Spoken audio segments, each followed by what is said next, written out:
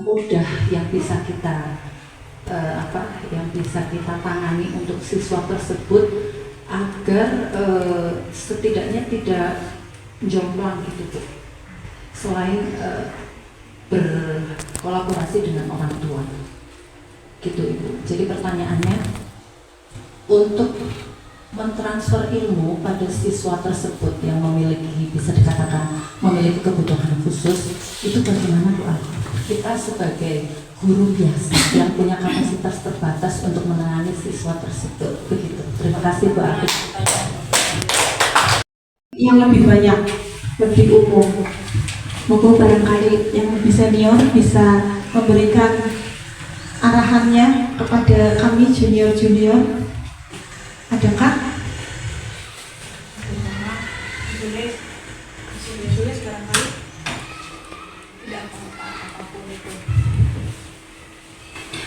Baik, terima kasih. Saya berdasarkan pengalaman saya selama 19 tahun menjadi guru, dari guru bahasa Inggris jadi guru kelas Ibu, saya menemui banyak hambatan sebenarnya Ibu. Kalau kita ke deep learning dengan situasi siswa yang tadi beragam, diferensiasi dengan minat bakat yang beragam, dengan kepandaian juga beragam, itu sebenarnya menyulitkan kami Ibu. Sedangkan tadi sudah dijelaskan bahwa semuanya adalah manusia yang memang harus dimanusiakan dengan segala keterbatasan mereka. Sedangkan kami menemukan di lapangan banyak siswa yang bukan cuma tidak memperhatikan, tapi mungkin literasi membacanya masih kurang. Itu bagaimana caranya kami di sela-sela kesibukan kami mencoba untuk bahasa Jawa, mungkin lateni Ibu, memanggil satu persatu anak untuk membaca dari awal, karena di TK sekarang tidak diajarkan untuk membaca. Katanya anak itu harus bermain, sedangkan kami di SD harus sudah mengajarkan materi, apalagi kalau di learning itu mengajarkan mereka untuk memahami apa yang diajarkan dan untuk jangka panjangnya mengerti, bukan cuma oh iya, tapi mengerti bahwa seperti tadi siklus air, oh ternyata banyaknya muter ya, kenapa orang tek-tek ya, berarti kan kita harus mengajarnya secara seperti itu, bukan cuma sih oh kasih banyaknya udan bumi mani di cukup mani panas udah mani, gitu kan, harus lebih spesifik. Sedangkan anak yang apunten dengan keterbatasan mereka, jangankan pemahaman, mengerti huruf aja kami harus menelateni dari ABCD-nya di kelas 1 proses katanya kan. Prosesnya kelas 1 ya baru sampai seperti itu. Kebetulan sekarang saya kelas 2 baru proses seperti itu. Jadi mungkin kita atau saya di kelas 2 harus lebih sabar, lebih, karena kebetulan orang tuanya juga diajak kerjasama agak susah Ibu di sini. Jadi ketika kami sudah menyerang Ibu, tolong kita bantu bersama-sama. Ketika di sekolah tugas kami, di rumah tugas Ibu ternyata masih belum dilaksanakan dengan baik. Jadi akhirnya kami berusaha semampu kami di jam-jam kosong kami memanggil anak satu persatu untuk literasi membacanya itu dulu Ibu sebelum pemahaman. Jadi mungkin kita sebagai guru, menurut saya kesabarannya yang harus dipupuk. Kalau tadi memanusiakan manusia bahwa semua murid itu punya minat yang berbeda, mungkin di bidang akademik kurang, kita alihkan ke non-akademik. Mungkin itu caranya agar kita tidak stres, tidak terlalu stres memikirkan bahwa kita sudah dengan berbagai cara ngajar mereka, tapi hasilnya tetap belum maksimal. Mungkin kita harus mengalihkan ke yang non-akademik. Cuma seperti itu aja Ibu. Jadi untuk deep learning kemarin aja kami kurikulum 13 masih agak terseok-seok, kami harus ke deep learning, harus mengajarkan mereka mengerti kata Pak Albi itu harus jangka panjang. Jadi mungkin ini perlu pikiran tenaga untuk kita bersama duduk bareng lagi mencari solusi yang terbaik, karena tadi banyak siswa dari kami yang kemampuannya sangat minim sekali. Kami juga nanti minta masukan dari Ibu mengatasi kesulitan-kesulitan kami sebagai guru menghadapi siswa-siswa yang dari 30 siswa saya itu masih ada 10 siswa yang perlu sekali bimbingan dengan waktu kami yang terbatas, bahwa mereka di keluarganya juga tidak diperhatikan Ibu. Jadi benar-benar menyerahkan 100% ke kami para dewan guru. Jadi begitu saja, mungkin semuanya harus belajar lagi. Terutama saya juga belajar dari Pak Albi, deep learning seperti apa sih yang bisa kami, terus saya sebagai guru kelas 2 yang materinya bisa sampai ke siswa. Terima kasih, demikian aja waktunya, saya kembali. Ada lagi yang ingin menambahkan? Karena ini sifatnya diskusi. Siapa dulu? Diskusi ya Bu ya. Terima kasih atas waktunya. Tadi banyak yang itu ya, maksudnya kendala-kendala untuk inilah itu kita balikkan ke diri kita sendiri. Berarti bagaimana tugas kita, bagaimana caranya kita lah. Makanya tadi kita belajar sama-sama, belajar tentang tadi deep learning ya Bu ya, Bu ya. Deep learning diferensiasi itu kan berarti pembelajaran different, kan artinya berbeda ya teman-teman ya. Beda berarti kita membedakan, memetakan. Nah, ketika kita memetakan berarti kita harus tahu di awal dulu. Misalkan kalau yang sering saya lakukan adalah saya memang metode belajar yang saya sering lakukan adalah dengan bernyanyi Bu, terus terang saja. Nah, ketika saya menggunakan visual, anak-anak kayaknya kurang madep. Nah, coba nih pakai nyanyi sama-sama yuk gitu. Jadi intinya adalah mengajak siswa itu untuk senang, ada gairah untuk belajar, ada gairah untuk pengen mengetahui. Maka tadi di peta-petakan mana sih anak yang aktif. Oh berarti nanti anak itu kita jadikan kinestetik. Lah bagaimana caranya? Kita belajar lagi banyak sekali sumber-sumbernya. Misalnya kayak tadi ini TTS ya, teka-teki silang berarti gerak ya, bergerak. Berarti suka keterampilan, berarti nanti anak ini suka kinestetik. Yang suka melayu baik, kayak dingin olahraga apa sih, berarti gaya belajarnya itu. Yang sukanya misalkan lebih untuk pengamatan, mendengar dari bu guru saja sudah paham, berarti dia cara belajar visual. Lah, yang audiovisual berarti kayak tadi, misalkan saya menyanyikan lagu nih, ternyata anak bisa menerima. Tapi kan berarti kan kita golongkan. Kadang-kadang anak kan hobinya sama. Nah, yang sama itu nanti jadi kita rangkul jadi satu. Begitu kuliah. Nah, sesuai dengan sesuai dengan bakat minat. Yang tadi kan ada profil belajar siswa ya, tadi ya ada visual, auditori dan kinestetik. Itu saja Bu. Berarti kita harus semangat ya untuk menjadi guru hebat ya, jangan menyerah. Banyak sekali inovasi-inovasi. Kita harus menjadi panutan yang tadinya teacher center, kita alihkan menjadi student center. Bismillah, kita bisa dengan sinau bareng. Terima kasih. Terima kasih kepada guru. Sudah terwakili semua. Jangan. Oke. Terima kasih atas waktunya. Ini lebih ke refleksi ya, refleksi dari pembelajaran saya di kelas. Kebetulan selama di sini saya lebih banyak di kelas atas, dan untuk beberapa tahun terakhir saya pegang di kelas 5 menghadapi ANBK dengan segala keriuhannya. itu memang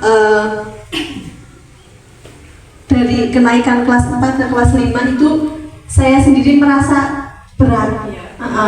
Memperkenalkan komputer dulu, terus cara mengoperasikan bagaimana, baru di 1 bulan pertama saya mengenalkan alat ini dulu, alat sebagai ANPK dulu. Selanjutnya baru saya mencoba menerapkan di pembelajaran bagaimana. Dan memang kalau dari pembelajaran yang saya lakukan itu bervariasi. Jadi mungkin dicoba dulu ceramah nggak bisa. Mungkin kayak dulu itu namanya apa ya, siklus 1, siklus 2 kalau bikin laporan gitu ya. Itu kayak gitu dulu diterapkan, coba ini. Ternyata anak sekarang itu memang lebih ke dia langsung audiovisual. Saya sering menggunakan board wall atau sering menggunakan quiz itu malah lebih mengena ke anak. Mungkin itu bisa digunakan Bapak Ibu dalam pembelajaran juga. Kemarin terakhir saya matematika ya, Bu Hanum lihat ya, saya matematika memakai menjelaskan tentang data. Itu malah lebih cepat sekali dengan anak langsung praktek, pakai seperti ini, pakai lempar dadu terus menggunakan itu lebih cepat memang. Jadi intinya seperti pada deep learning yang pertama kita bahas, lebih ke Bu Alfi, secara konkret ya, media konkretnya juga ada, mungkin media pembelajaran yang secara visual, digital juga bisa diterapkan. Mungkin kalau saya pribadi masih banyak dengan gaya ceramahnya, jadi anak belum bisa menerapkan deep learning secara keseluruhan. Tapi saya lebih mencoba ke satu cara nggak bisa ke cara yang lain, dan saya menemukan itu lebih dengan konkret, dengan pembelajaran digital itu lebih mengena ke anak. Gitu. Sekian dari saya, terima kasih.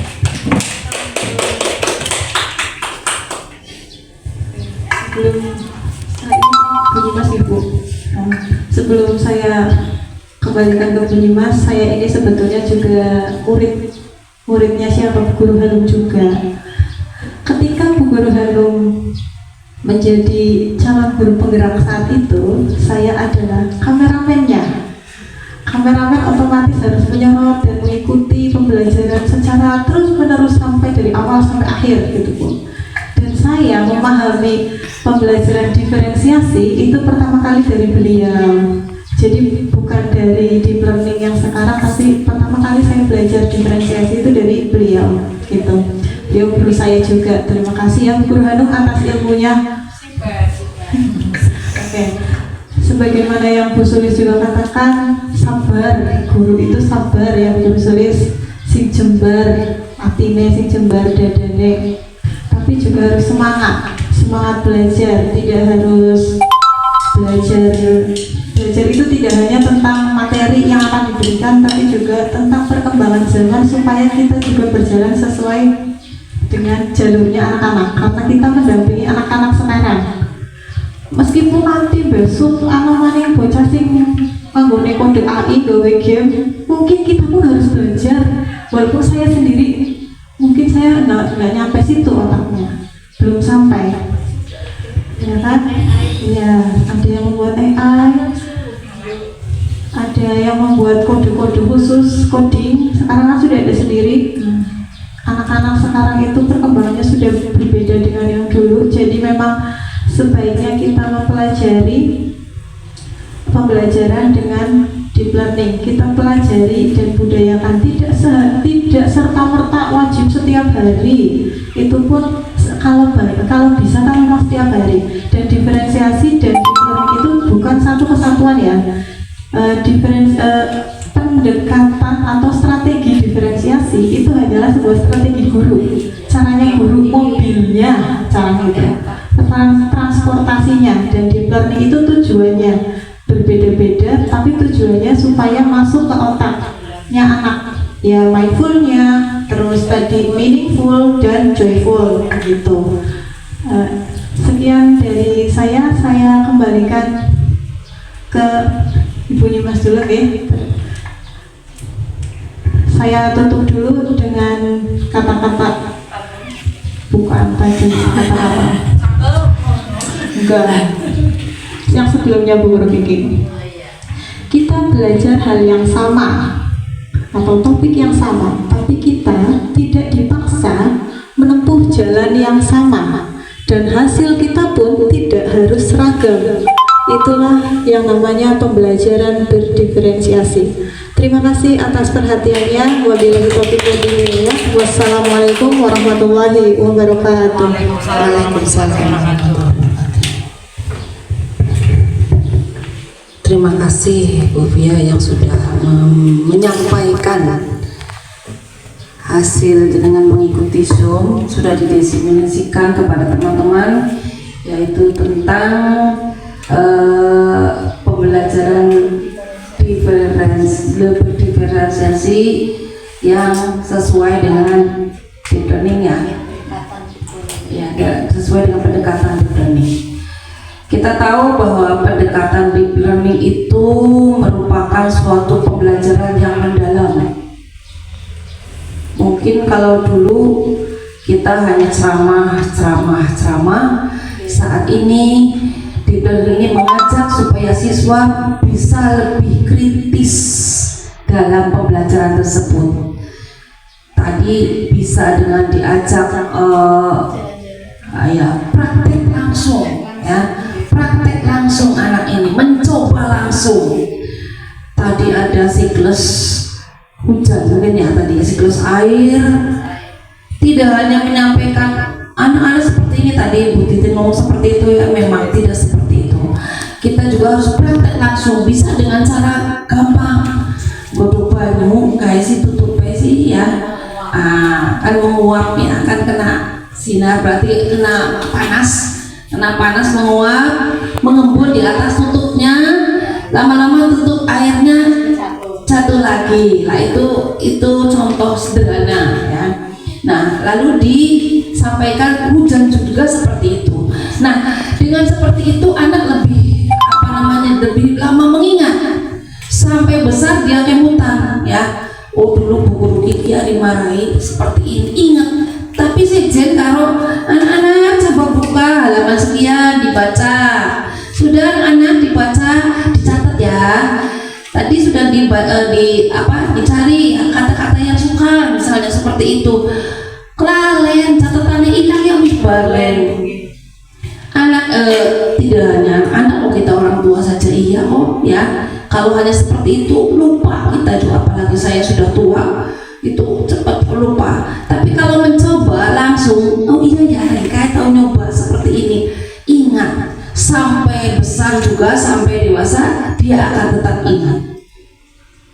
Dia pernah jadi kameramennya Bu Hanum karena melihat ya langsung, jadi kayak mencoba, oh seperti itu kemutan ya. Itu yang disebut seperti deep learning, itu pendekatan deep learning. Jadi lebih mendalam, anak lebih kritis, lebih memahami, tidak hanya dengan ceramah tapi juga dengan mencoba. Lah tadi untuk deep learning ini itu elemennya kan ada 3 tadi. Apa tadi?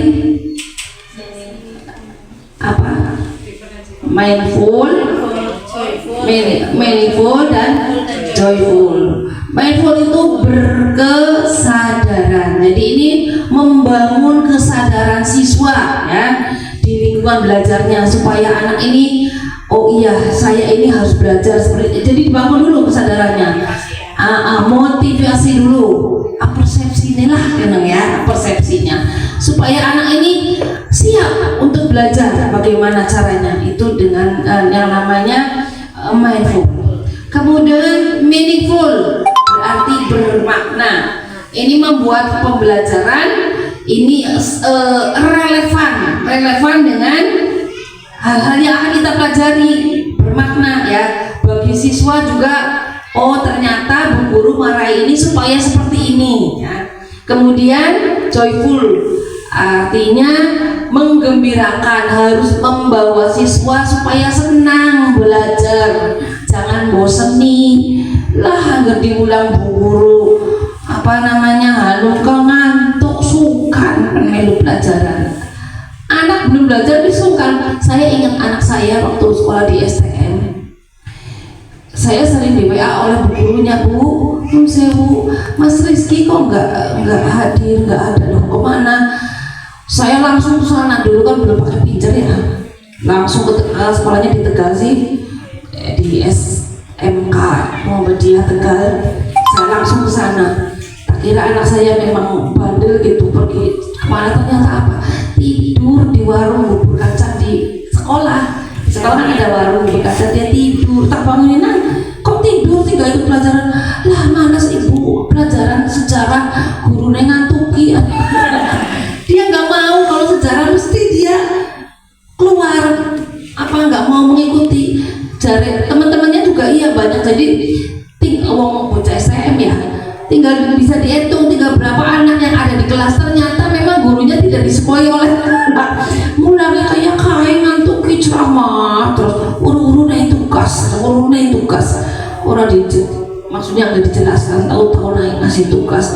Akhirnya anak-anaknya di kelas itu hanya berapa yang ikut, kebanyakan pada pergi. Tak kira anak saya perginya keluar dari sekolah apa di jalanan, ternyata tidak. Alhamdulillah dia hanya muter kok Bu, kita di warung itu bucang air, tidur di situ. Nanti kalau udah ganti gurunya dia masuk lagi. Jadi nggak ikutnya karena itu guru saya yang nggak seneng, nggak disenangi.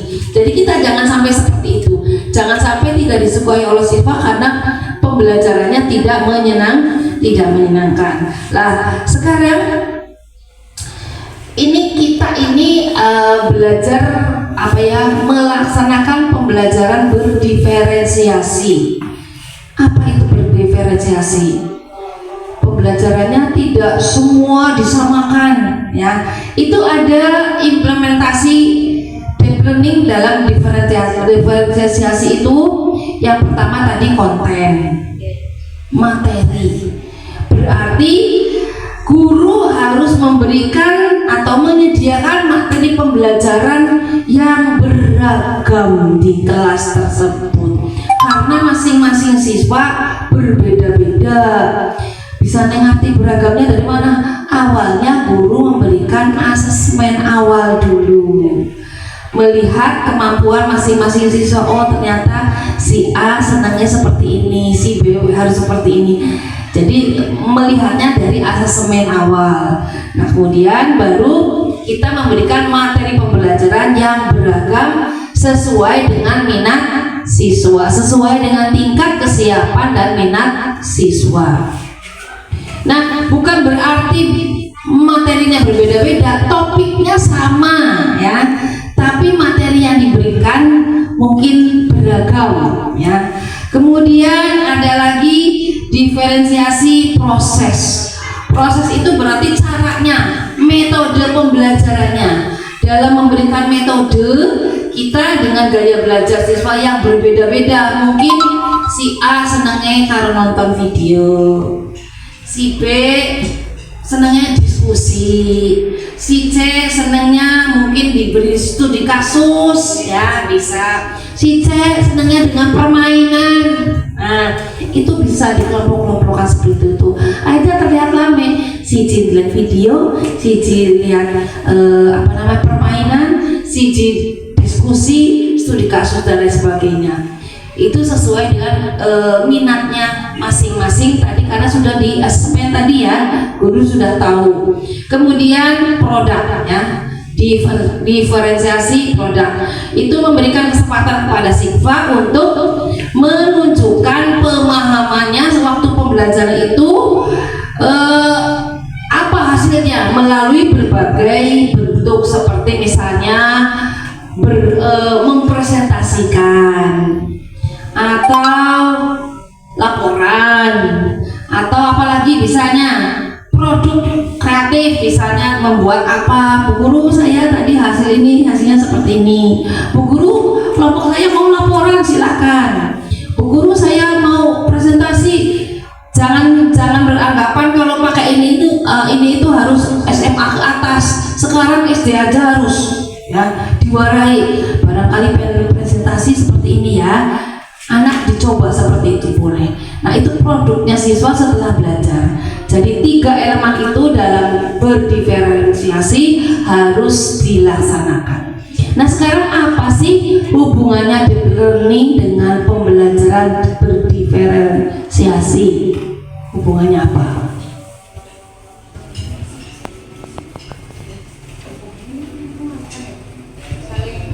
Kalau deep learning itu tujuannya supaya anak memahami dan mempunyai berpikiran kritis. Lah, berdiferensiasi itu kendaraannya, ya. Pengen ke tujuan ke sana, mau ke Margasari, ya, bisa lewat sini, bisa puter sana lewat Jembayan dulu, ya. Jadi banyak jalan menuju Roma. Mau ke Slawi, banyak jalannya berbeda-beda, tapi tujuannya Slawi. Ya, itu jadi hubungannya seperti itu. Ini yang depan tujuannya, diferensiasi adalah kendaraannya untuk mencapai tujuan tersebut. Nah, tadi Bu Titin mengatakan ada anak yang busulis berkebutuhan khusus, ada ya? Ada. Nah, itu berarti pakainya diferensiasi kontennya. Jadi materi yang diberikan itu harus sesuai dengan siswanya. Oh, berarti anak ini harusnya pakai mainan kudune dolanan. Ya, seperti itu. Kemudian kita jangan memaksakan. Memang harusnya anak berkebutuhan khususnya sekolahnya di Slawi, karena mungkin orang tuanya di sini tidak ada sekolah itu, disekolahkan di sini. Tapi kita jangan menolak, kita terima karena memang sekolah harus menerima, ya. Nah, itu kalau sampai akhir tahun melayu-melayunan itu memang benar kebutuhan khusus, ya dinaikkan saja. Kenapa? Karena apa? Bisa nanti tahun depan anak itu bisa mengikuti. Ya aja karena sudah berkebutuhan khusus. Sampai berapa tahun pun seperti itu.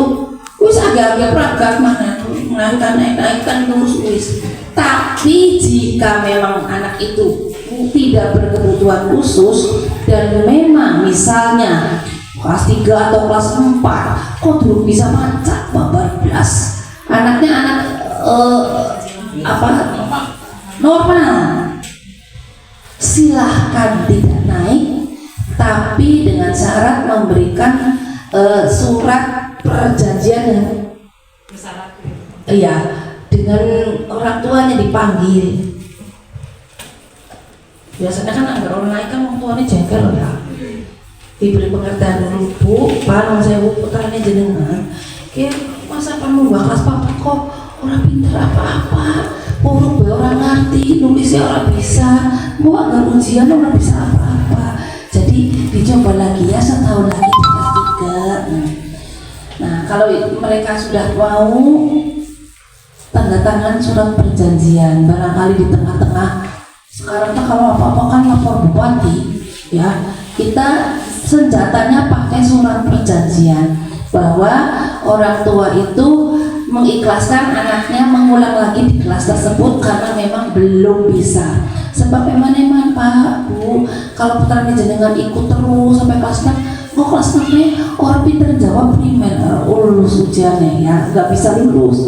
Suka orang mau saiki gitu ya, diberi pengertian. Tapi jangan kadang-kadang sih orang bisa membaca sampai anak 4-5 orang mau nggak kabeh. Kita gurunya sih kebangetan, mulangnya ke primer. Misalnya orang pada pinter maca, terus kelas 4 kok nggak bisa baca, berarti di sana gurunya. Ya. Misalnya ada satu seperti itu memang kebangetan sekali, silahkan tidak dinaikkan, di percobaan setahun lagi, mungkin tahun depan bisa. Tapi kalau tadi yang berkebutuhan khusus sampai kapanpun ya seperti itu, tinimbang mau gawe enek, naik terus. Ya seperti itu ya. Jadi Tapi kita juga tetap sebagai guru harus panjang sabar, tetap sabar dalam mendidik siswa-siswi. Jangan terlalu galak. Kalau dulu lagi zamannya saya masih kecil, sekolah kan gurunya galak-galak, tapi orang pada tutur kalau orang tua nih dijewer, dimarahi, nggak ngomong sama orang tua. Tapi saiki nambe di ngono saja padahal aku nempel tebari tutur, banyak dijewer mana nemenin tutur kalau orang tuanya. Wong tuanya tak langsung lapor, titik lapor buati, gurunya sih disalahkan sekarang. Mulanya berhati-hati. Guru juga harus punya trik caranya supaya anak nurut, ya, supaya anak mau mengikuti pelajaran dengan baik dan tidak jengkel kalau diomongi. Itu jadi kayak layangan ya. Iya, tarik ulur, dimarahi sedera tapi langsungnya dicak guyonan. Kayaknya kita ini sedera aja kesuwen dengan nyami. Nanti dielus lagi, disayang lagi. Nanti anaknya jebule bu guru Miki emang berarti mengingatkan sampai saya supaya bisa belajar lebih baik. Tapi kalau digontak-gontak terus diberitahu pada aja sekaya kayak contoh yang tidak baik, sakit hati anak sangat. Jangan sampai anak sakit hati terhadap gurunya. Jadi kalau boleh ditegur boleh, tapi jangan sampai membuat anak sakit hati. Setelah ditegur, kembali rangkul kembali. Jadi saya katakan seperti layangan, tarik ulur. Diumbar sekali aja. Kalau diumbar sekali, oh malah tambah orang benar nanti. Karena kita tidak hanya mengajar, tapi juga mendidik, ya. Sehingga lulusan dari SD Karanggawa 2 anak-anaknya menjadi anak-anak yang baik. Akhlaknya juga baik, tidak hanya pintar tapi akhlaknya baik. Pintar tapi belakangnya percuma, ya. Pintar akhlaknya baik dalam beragama, terutama guru agama nih ya, PR ya, memberikan bukan hanya guru agama semua, tapi maksudnya ini yang lebih tahu tentang keagamaan dan guru agama ya. Yang lainnya juga punya tanggung jawab yang baik. Itu saja Bapak Ibu, tolong nanti hasil dari dokumentasi ini dimasukkan ke link drive yang sudah dikirim ke kepala sekolah masing-masing, diunggah pada folder yang kedua ya, yang sesi 2, e-learning sesi 2. Nanti template pelaporannya memang belum diberikan. Oh, sudah lama padahal. Yang lainnya sudah, yang belum ada. Muhas juga itu belum ada di sini baru yang sesi satunya itu belum ada. Ya nanti itu bentuk laporan cuma sedikit kok. Nanti tinggal di bentuk laporannya juga ada foto yang diunggah hanya 1 atau 2 yang diunggah. Di situ di kotak sih masukkan fotonya di kotak itu. Ya. Jadi nanti di sesi 1 ada, sesi 2 ada. Bentuknya sama seperti itu, tinggal mengubah hari tanggal dan materinya apa gitu. Begitu saja Bapak Ibu, kurang lebihnya mohon maaf. Waktunya juga sudah siang, saya juga harus kembali ke kantor lagi, masih ada tugas yang lainnya. Billahi taufiq wal hidayah. Wassalamualaikum warahmatullahi wabarakatuh.